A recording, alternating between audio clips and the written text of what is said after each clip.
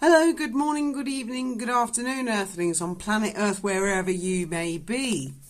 Now, the Ngazi case, which I'm sure is not going to die a death, has rekindled a lot of memories for me and bullying in the workplace. And I'm talking serious bullying, because there have been allegations, and I emphasise they are only allegations against Meghan Markle. I'd like to tell you a story about my bullying in the workplace. I think I was aged 19. No, I was 20. I was 20. It was 1990, and I was born on the 1st of April 1970. So we can pin it down. That's the thing with the truth. We can pin it down. Now, I worked for a property developer called Melbourne House, which does not exist anymore and hasn't for decades. So I feel fairly safe to talk about them. My job there was I had learned to type, and I got a job as an office junior.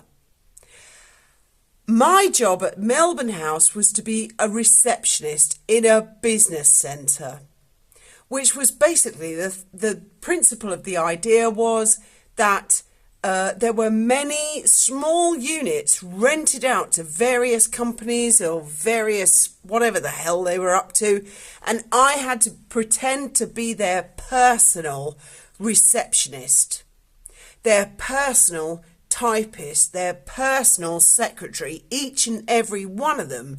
And there were a lot of them. There were about 20 or 30 of them.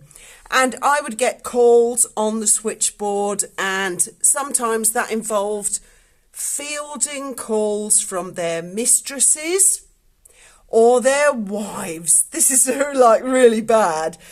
So I had to learn each and every character and the voice of the wife, the voice of the mistress, in order to know what to say. I'm sorry, he's in a meeting. Can I take a call? I'm sorry, he's not available at the moment. I'm sorry. That was my job.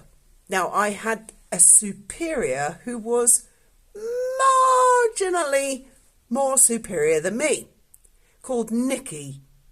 And that's all I'll give away about her. And her mate worked in accounts for the property developer who owned the building. Now, these two girls, Nikki and her mate, made my life a fucking misery. Complete bullying in the workplace. They used to say to me, the tenants in the building find you so disgusting to look at, Fiona. They can't, your very appearance repels them. We're losing business because you're so ugly. You smell was a massive thing. You stink. Everyone who comes in that reception, they can smell you. You stink. And it went on and on and on for months. When it was, they'd say, we want tea. So I, office junior, had to go make tea for the bitches, as I shall refer to them, and the property developer. When they would make tea, they'd make tea for everybody except me. I used to complain to my mum and dad. I was 19 years old, and my mum said, let it all wash over you, Fiona. Don't complain. Just let it wash over you. My father said to me, Fiona, this is all part of the rich tapestry of life. I suppose that was his Bayo reference. Neither things that my parents said to me made me feel any better. I felt alone, isolated, like I didn't have anybody to talk to. And one day, my boss was a Jewish guy called Clive Roth. And I will name him because I'm absolutely certain he's dead. He couldn't possibly be alive now. I'm going back, probably 30 years. And he was getting on then. He was an enormous monarchist. He was an avid fan of the late Princess Diana, Princess of Wales. And one day, my mother met him at a function. And she said, "Oh, hello, where are you from?" Like Lady Susan Hussey, "Where are you from?" And he said, "Oh, I'm Clive Roth. I'm from Hove. I'm Jewish." Because they were a big Jewish family that I worked for. And my mother said, "My daughter works for you." And Tim Sainsbury was at this event, and my boss was really keen on getting Sainsbury on side. Anyway, the culmination of it was that my boss, Clive Roth, came back and he said, "Fiona, you've been hiding it all under a bushel. You never told me that your mother was a person of renown." And I thought, well, why would I? Why would I? I'm an office junior. I've learned to type. I just want to get my head down. Well, these bitches and these bullies at work, they didn't like it. Another time, I was just sitting in the reception area and a limousine pulled up outside the office. And I said, my bully, Nikki, she said, "Hey, limousine." And I said, "Oh, I wonder if it's someone important." And she proper elbowed me out the way and said, "You can fucking suck tits. I'm getting this one."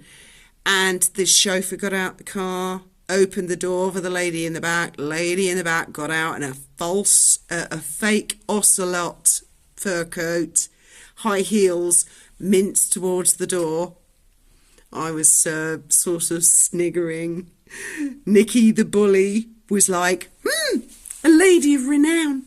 I want to be in the royal family," and all that. My mother waltzed up to the reception desk and said, "Is Fiona here?" To which Nikki the bully said, "What? Fiona? You know Fiona?" She said, "Yes. Fiona, darling, you left your scarf in Granny's last night." And my mother waltzed off. It was a classic. It was an absolute classic. Bullying in the workplace. Meghan Markle's bullying inquiry. I would really, really like to hear from the alleged victims of bullying in the workplace. Please find the courage. Please find the courage. You've been through the worst of it. I urge you, come forward. Show what's going on. We all have our crosses to bear.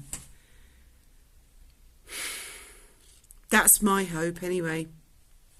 Bearing your cross, yeah? I'm bearing my cross, Graham. Thank you. Yes, I'm bearing it with pride.